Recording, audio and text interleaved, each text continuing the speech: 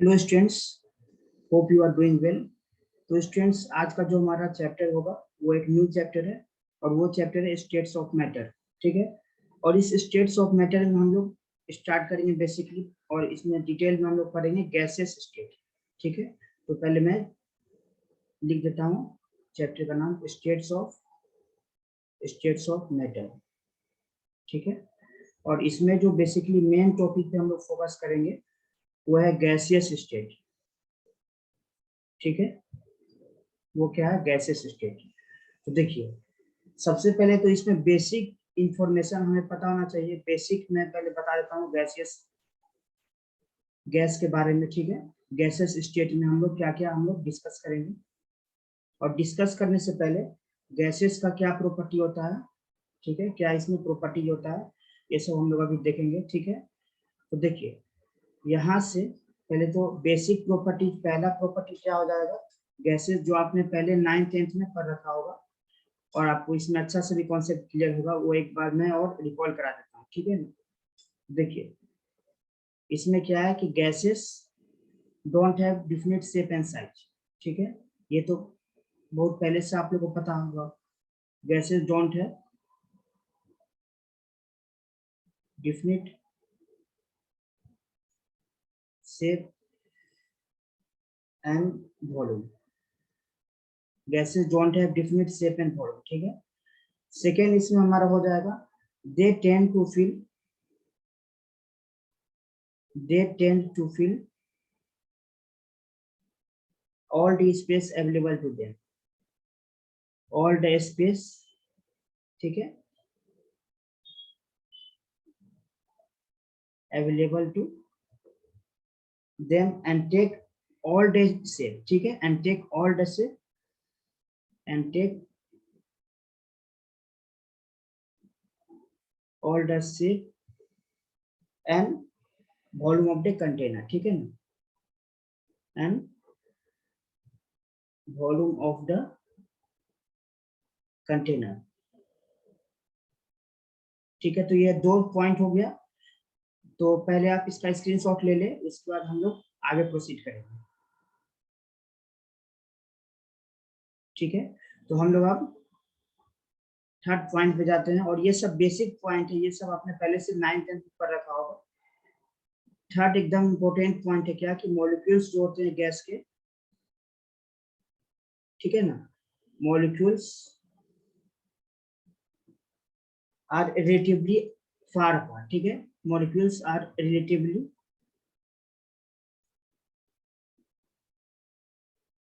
Far apart from each other, far apart from each other. ठीक है, एक दूसरे से बहुत ही दूरी पे रहते हैं, जितने की मतलब सॉलिड में एकदम कॉम्पैक्टेड होता है, लिक्विड में उससे कम कॉम्पेक्शन होता है, और गैस में और उससे भी कम कॉम्पेक्शन होता है। ठीक है, तो molecules are relatively far apart from each other and thus influence the attraction forces and thus influence the attraction forces। क्योंकि अगर ज्यादा दूरी रहेगा तो attraction force भी कम होगा ना, attraction forces between each other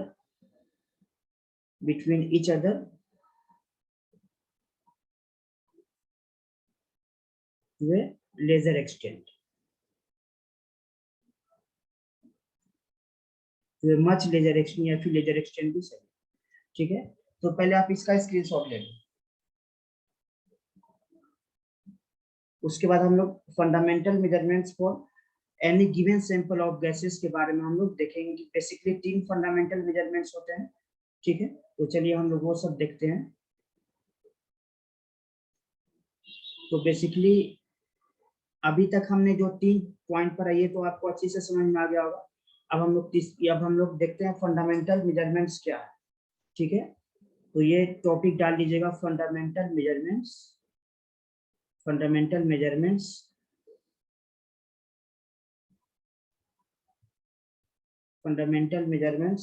for any given sample of gas, for any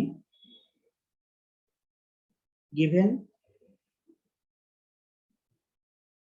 sample of gas. ठीक है, तो बेसिकली तीन फंडामेंटल मेजरमेंट्स के बारे में हम लोग पढ़ेंगे, और ये तीन फंडामेंटल मेजरमेंट्स होंगे। मेजरमेंट्स वो क्या क्या हो जाएंगे, वॉल्यूम, प्रेशर एंड टेम्परेचर, और इसी तीनों पे हमारा real gas equation, ideal gas equation, basically ideal gas equation यहीं से जनरेट होता है। ठीक है, तो चलिए हम लोग स्टार्ट करते हैं। सबसे पहले हमारा हो जाएगा वॉल्यूम। ठीक है, उसके बाद हमारा क्या हो जाएगा, प्रेशर, और तब उसके बाद फिर टेम्परेचर।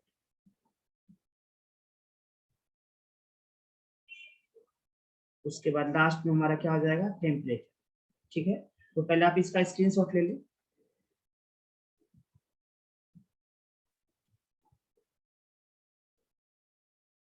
और अभी हम लोग क्या करेंगे, एक एक को हम लोग डिस्कस करेंगे। जैसे वॉल्यूम कैसे हम लोग इसको मेजर करते हैं, इसका यूनिट क्या होता है, प्रेशर को कैसे मेजर करेंगे, कैसे कैसे कॉलिजन के चलते प्रेशर जनरेट होता है। उसके बाद फिर टेम्परेचर ज्यादा इंपॉर्टेंट है, प्रेशर और टेम्परेचर बहुत ही ज्यादा इंपॉर्टेंट है, इसको आपने सही से पढ़ना होगा। ठीक है, तो देखिए अब हम लोग एक एक करके स्टार्ट करते हैं। जैसे यहाँ पे हमारा आता है वॉल्यूम। ठीक है, तो वॉल्यूम बेसिकली क्या होता है, पहले मैं कॉन्सेप्ट लिख देता हूँ, इसका डिफिनेशन में लिख देता हूँ, उसके बाद आपको आसानी से समझ में आ जाएगा। ठीक है ना, volume of a given sample, volume of volume of volume of any given sample of gas is considered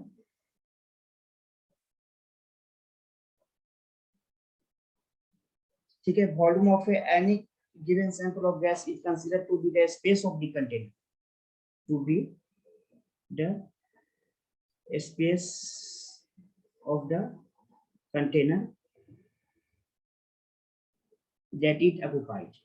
it means जितना बड़ा कंटेनर रहेगा उसमें जितना भी गैस ऑक्युपाई किया, उसके अंदर का वॉल्यूम वही हो गया हमारा गैस का वॉल्यूम। ठीक है, अब देखिए इसमें एक इम्पोर्टेंट नोट करने वाली ये बात है। ठीक है, और ये अभी जो मैं लिखवाऊंगा नोट में, वो जे एडवांस का क्वेश्चन बन चुका है, इसलिए इसको आसानी से आप लोग इसे समझिएगा। ठीक है, the space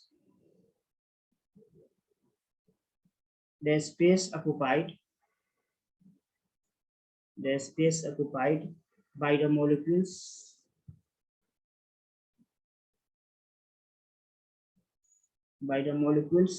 of gas is negligible as compared to the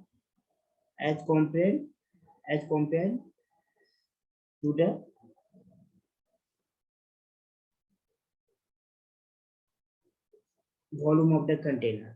ठीक है, देखिए इट मीन्स इसका मतलब क्या हुआ, जो भी जैसे सपोज करते हैं कि कंटेनर अगर भी ml का है और उसमें हम लोग गैस हमने उसमें इंसर्ट किया, वो गैस V1 ml इस वॉल्यूम ऑक्युपाई किया, तो गैस का वॉल्यूम कितना हो जाएगा, V1 ml। ठीक है, अब यहाँ से एक चीज और समझना है, ये नोट में मैं इसलिए लिखवाया हूँ क्योंकि ये जे एडवांस का एकदम बेसिक क्वेश्चन बनता है और इसी में स्टूडेंट को कंफ्यूजन होता है। ये इजी है बट ये कंफ्यूजन क्रिएट करता है। तो space occupied by the volume by the molecules of gas is negligible as compare to the volume of the container. ठीक है, इट मींस कंटेनर का जितना भी वॉल्यूम होता है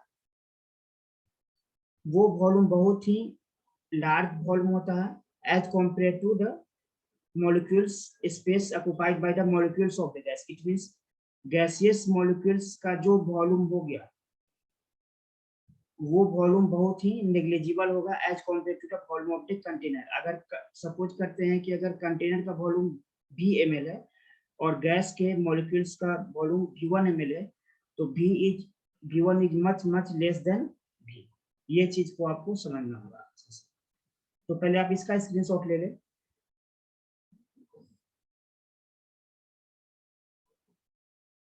ठीक है, तो हम लोग आगे प्रोसीड करते हैं। तो देखिए इसका जो यूनिट होगा वो क्या हो जाएगा, यूनिट ऑफ वॉल्यूम। हम लोग बहुत सारा यूनिट इसमें यूज करते हैं गैसेस स्टेट में, और पूरे केमिस्ट्री में भी इसमें जहां जहां वॉल्यूम आएगा वहां क्या क्या हो जाएगा, लीटर या मीटर क्यूब या सेंटीमीटर क्यूब। ये जनरली हम लोग इतना ये 3 यूनिट को यूज करते हैं, ठीक है। तो इसमें तो कुछ समझने वाली बात ही नहीं है, ठीक है। अब हम लोग नेक्स्ट चलते हैं प्रेशर पे।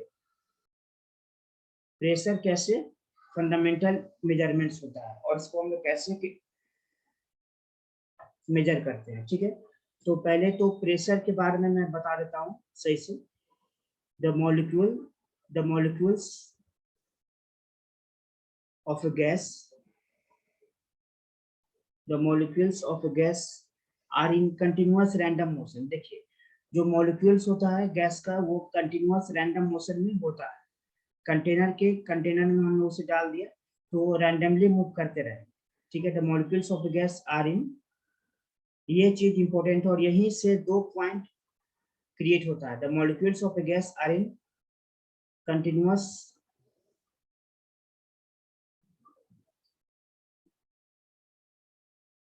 रैंडम मोशन, ठीक है। तो कंटिन्यूअस रैंडम मोशन में होता है। तो देखिए the molecules of gas are in continuous random motion हो गया। अब इसमें क्या हो गया, सो हम लोग यहाँ से ये बोल सकते हैं द कोलिजन, जो भी कोलिजन होगा, क्योंकि कोलिजन के चलते ही गैस में कोलिजन किसके किसके बीच में होगा, या तो 2 मॉलिक्यूल्स एक दूसरे के बीच में कोलिजन करेंगे या फिर एक मॉलिक्यूल होगा जो गैस का वो जिस कंटेनर में होगा वो कंटेनर के वाल से इनर वाल से कोलिजन करेगा। ये 2 तरह का पॉसिबिलिटी हो सकता है कोलिजन का, ठीक है। तो दे कोलाइड विथ ईच अदर। एक मिनट इसे मैं थोड़ा अप कर देता हूँ, ठीक है। सो देखिए द कोलिजन जो हो गया गैस का, the collision of gaseous molecules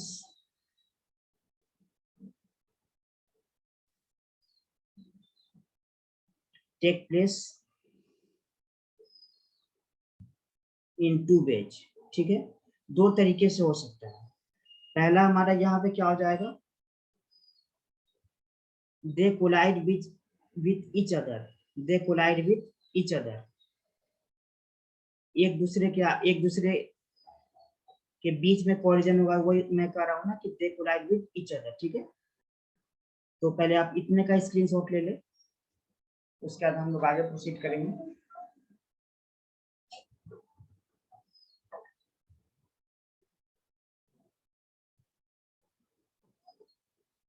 ठीक है, अब देखिए सेकेंड पॉइंट क्या होता है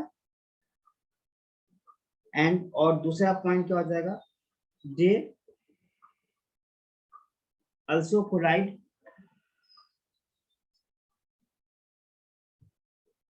with the walls of the container। ये चीज इंपॉर्टेंट है, they also collide with the walls of the container। Container के वाल से वो लोग कोलाइड करते हैं। तो देखिए यही जो प्रेशर होता है, प्रेशर का कॉन्सेप्ट यही से स्टार्ट होता है। जैसे पहले इसके लिए इस 2 पॉइंट को समझने के लिए पहले मैं एक फिगर बना देता हूँ। वो फिगर से आपको आसानी से आ जाएगा। मान लीजिए कि ये एक बीकर है या फिर एक कंटेनर इसे मान लेता हूँ। इसमें गैसियस मॉलिक्यूल्स है, तो गैसियस मॉलिक्यूल्स कुछ एक मॉलिक्यूल्स कुछ इधर जा रहा होगा, ये इधर कुछ जा रहा होगा, ये कुछ ऐसा जा रहा होगा, ये मॉलिक्यूल्स कुछ ऐसे जा रहा होगा, ये मॉलिक्यूल्स कुछ इस तरह से जा रहा होगा। यहाँ से ये इसको ऐसे कोलाइड किया, ठीक है, इस और ये फिर यहाँ पे ऐसे कोलाइड किया। तो यहाँ पे जो गैस मॉलिक्यूल्स है ये इस गैस मॉलिक्यूल से कोलाइड किया, तो ये एक तरह का एक इन कोलिजन इन वन वे हो गया। और दूसरे तरीके से क्या कोलिजन हुआ कि ये जो गैस मॉलिक्यूल है यहाँ पे जहाँ मैं कर्सर दिखा रहा हूँ, वहां पे उस पॉइंट से लेके ये वाल, ये क्या हो गया, ये वॉल ऑफ द कंटेनर है, ठीक है ना। ये क्या है, ये वॉल ऑफ द कंटेनर है। तो इस वॉल ऑफ द कंटेनर से भी ये जैसे ये वाला मॉलिक्यूल्स इस वॉल ऑफ द कंटेनर से कोलाइड किया। सपोज करते यहाँ पे एक मॉलिक्यूल होगा वो भी इस वॉल से कोलाइड करेगा, यहाँ पे एक मॉलिक्यूल होगा ये भी इस वॉल से कोलाइड करेगा। अब जैसे ये वाला मॉलिक्यूल है यहाँ से इस मॉलिक्यूल से कोलाइड किया, तो ये मॉलिक्यूल इस मॉलिक्यूल से कोलाइड किया और फिर ये मॉलिक्यूल वॉल से कोलाइड किया, ये मॉलिक्यूल वॉल से कोलाइड किया, ये मॉलिक्यूल्स भी वॉल से कोलाइड किया, ये मॉलिक्यूल्स भी इस वॉल से कोलाइड किया। तो इसमें कोलिजन बेसिकली दो तरह से हो सकता है। एक क्या हमने देखा था पहले कि दे कोलाइड विथ ईच अदर, एक दूसरे के आपस में ये कोलाइड करते हैं एक दूसरे के बीच में। And they also collide with the walls of the container. तो यहीं से प्रेशर का कॉन्सेप्ट आता है, ठीक है, प्रेशर का यहीं से कॉन्सेप्ट आता है, ठीक है ना, प्रेशर का यहीं से कॉन्सेप्ट आता है। और ये कॉन्सेप्ट क्या आता है, the collision of the gaseous molecules, ठीक है ना, the collision of the gaseous molecules, the collision of the gaseous molecules, जो भी molecules gases का molecules होता है with the walls of the container, with the walls of the container। तो इतना का पहले आप लोग स्क्रीनशॉट ले लें।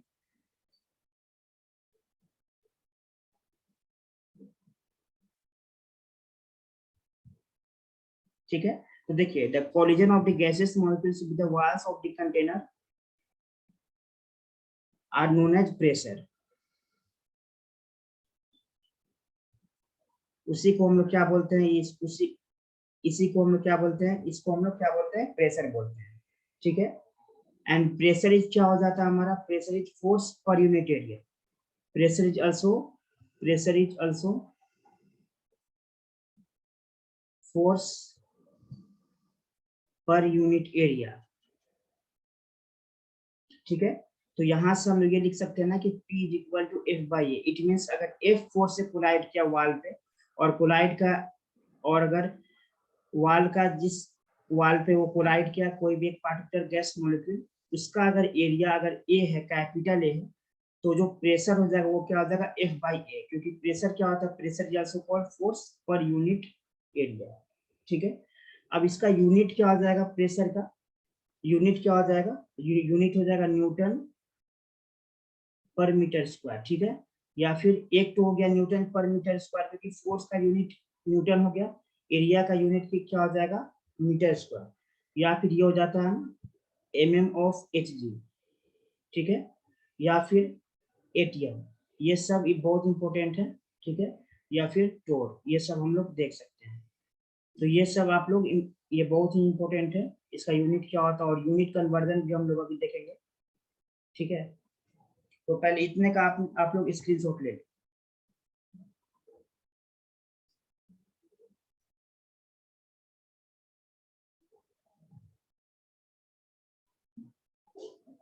ठीक है, तो देखिए अब ये जो हो गया कि इसका जो यूनिट होता है वो न्यूटन पर मीटर स्क्वायर होता है, एमएम हो गया, या फिर एटीएम हो गया, एटीएम मीन्स एटमॉस्फेयर हो गया, या फिर टोर हो गया। तो यहाँ पे एक चीज आप लोगों को ये याद रखना होगा कि 1 newton per metre square is equal to 1 pascal. इसको आपको याद रखना होगा। 1 न्यूटन पर मीटर स्क्वायर, ये कुछ कन्वर्जन यहीं से स्टार्ट होगा। 1 न्यूटन पर मीटर स्क्वायर, ये प्रेशर हो गया, 1 यूनिट प्रेशर हो गया, क्योंकि प्रेशर का यूनिट क्या हो गया, न्यूटन पर मीटर स्क्वायर। तो 1 newton per metre square is 1 unit pressure. 1 unit pressure को हम लोग 1 पास्कल भी बोलते हैं। और ये इज, ठीक है, इसको हम लोग पास्कल की तरह पास्कल बोलते हैं। यहाँ एक ये इज कॉल्ड एज पास्कल, ठीक है। तो देखिए अब यहाँ से एक इंपॉर्टेंट पॉइंट ये भी आता है कि 1 एटीएम प्रेशर क्या हो जाएगा, 1.013 into 10 to the power 5 newton per metre square, ठीक है। ये भी इंपॉर्टेंट है, इसको आप लोगों को याद रखना होगा, इसको ध्यान में रखना है। और यही इक्विवेलेंट हो जाएगा। सो हम लोग यहाँ से ये भी तो बोल सकते हैं ना कि 1 ATM is equal to 1.013 into 10 to the power 5 pascal, क्योंकि 1 newton per metre square 1 pascal हो गया। तो यहाँ से न्यूटन पर मीटर स्क्वायर की जगह हमने क्या लिख दिया, पास्कल लिख दिया, ठीक है। अब एक चीज और याद रखना है, 1 bar is equal to 10 to the power 5 newton per metre square, इसे आपको याद रखना है। और एक चीज और है, 1 mm ऑफ Hg ठीक है, इज इक्वल टू 1 टोर, ठीक है। एंड ये लास्ट एक चीज और याद रखना होगा, 1 ATM is equal to 760 mm of Hg, ये चीज को भी याद रखना होगा, ठीक है। तो पहले आप लोग इसका स्क्रीनशॉट ले रहे हैं, इसमें कुछ समझना नहीं है, इसमें बस थोड़ा यूनिट कन्वर्जन में ऐसा इंपॉर्टेंट रहेगा, इसलिए मैं इसे नोट करा दिया हूँ।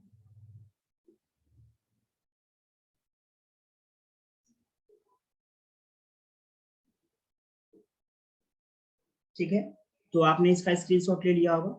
तो आज का क्लास में आपको सब कुछ आसानी से समझ में आ गया होगा, और ये जितना भी पॉइंट है ये सब आप लोग एक बार पढ़ के आइएगा। उसके बाद नेक्स्ट क्लास में हम लोग जो भी फंडामेंटल मेजरमेंट्स का थर्ड पॉइंट था वो क्या था, हमारा टेम्परेचर था। तो टेम्परेचर पे हम लोग डिस्कस करेंगे, और बेसिकली नेक्स्ट क्लास से हम लोग का जो भी नेक्स्ट क्लास होगा उस क्लास से हम लोग का क्या होगा, उस क्लास से हम लोग न्यूमेरिकल पर ज्यादा ध्यान देंगे, क्योंकि इसी क्लास से न्यूमेरिकल स्टार्ट होगा। आज की क्लास में न्यूमेरिकल कुछ खास नहीं था और नहीं के बराबर था, ठीक है। तो थैंक यू।